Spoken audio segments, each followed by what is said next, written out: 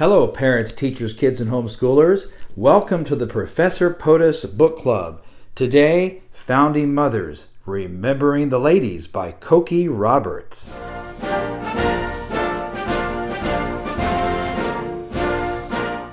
Welcome to POTUS ABC Kids, hosted by my dad, Professor POTUS. POTUS ABC Kids is a fun place to learn and play. And now, here's your host, Professor POTUS.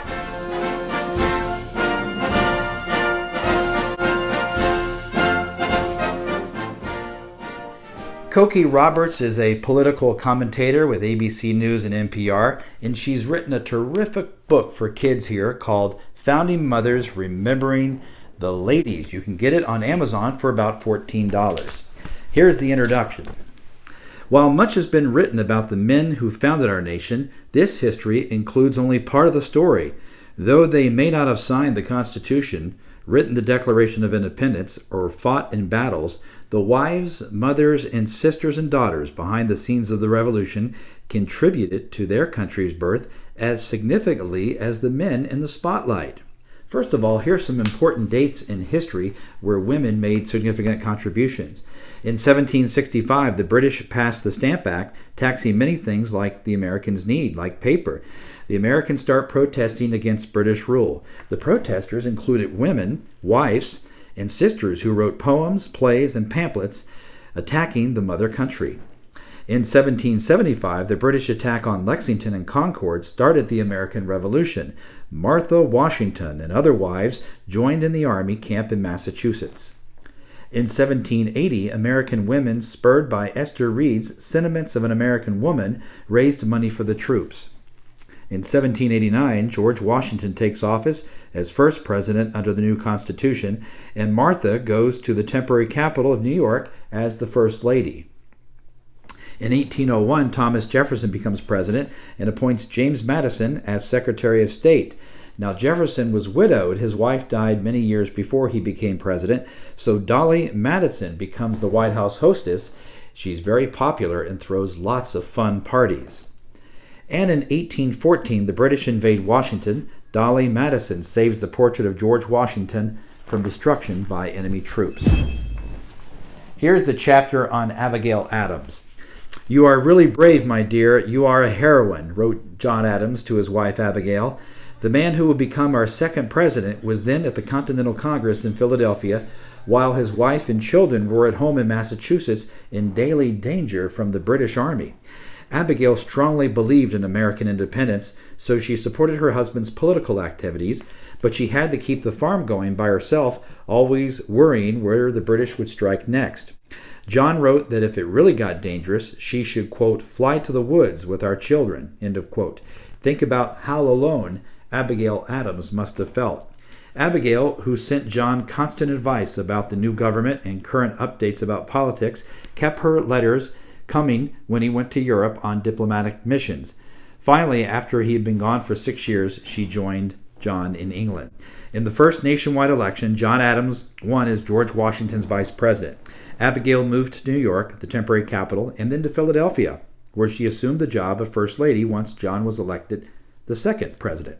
Then it was on to the brand new city of Washington, D.C., and the unfinished White House, which was so cold it took fires in 13 chimneys to keep it warm. John lost re-election to Thomas Jefferson, and the Adams couple retired to Massachusetts. Abigail lived to see her son, John Quincy Adams, become the 6th president of the United States. In one particular letter that Abigail wrote to her husband, John Adams, when he was in Philadelphia, she said, "Remember the ladies." She was eager to improve the lives of American women. She was especially interested in education, feeling that too many women were deprived of a decent schooling. Even though she and her sisters had been taught well by their preacher father and his students, Abigail never thought her education was good enough. After the Revolution, many women's schools were established so that educated mothers could raise sons to be good citizens. The next chapter I'm going to read you is about Martha Washington. I never in my life knew a woman so busy from early morning until late at night as Lady Washington. That's what a visitor to Valley Forge wrote.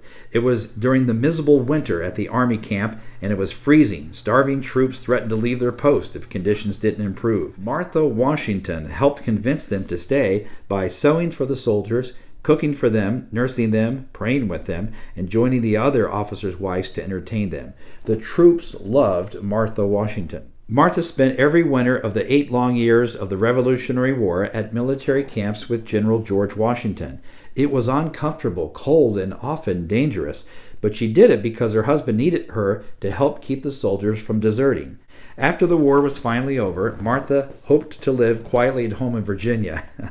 But George's many admirers came to visit. Over 423 people came to their home in Mount Vernon, Virginia, and Martha had to make sure that all the meals were cooked and the beds were made. And she and George had adopted 2 young grandchildren who also needed attention. When Washington was elected as the first president, it was up to his wife to figure out what the role of the first lady would be. Every week she gave a party where everyone who was dressed nicely could attend. She had so much to do and so little fun that she often complained, quote, "I think I'm more like a state prisoner than anything else." The final chapter I'd like to read is Dolly Madison. Queen Dolly, she was called, and in fact, Dolly Madison reigned over Washington for a very long time, especially in her 8 years as First Lady. "Everybody loves Mrs. Madison," Congressman Henry Clay told her. Dolly came to Washington as the wife of Secretary of State. She met Congressman James Madison in Philadelphia when she was a young widow with a small son.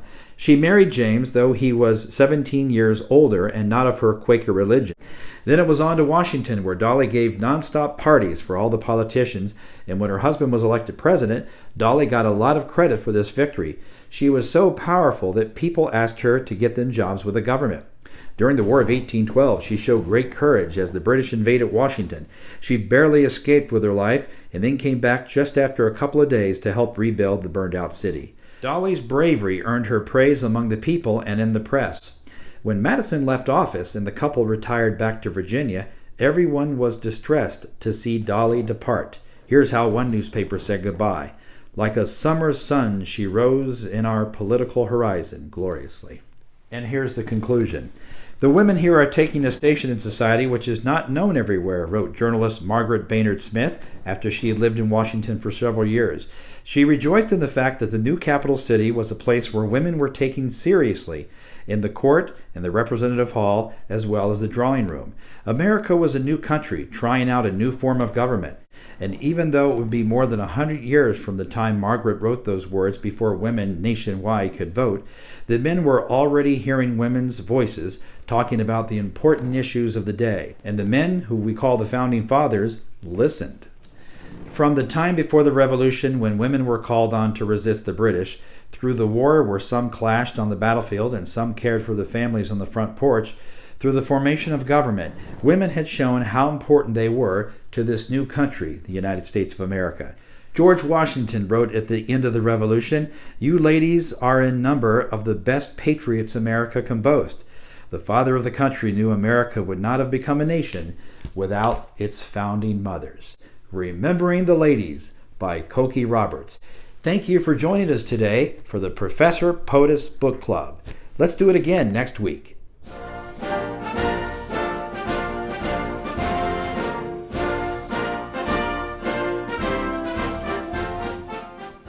Thank you for listening to POTUS ABC Kids with my dad, Professor POTUS. Please visit our really neat Facebook and Instagram page at POTUS ABC Kids. Until next time, listen to your teacher, be kind to your classmates, and God bless America.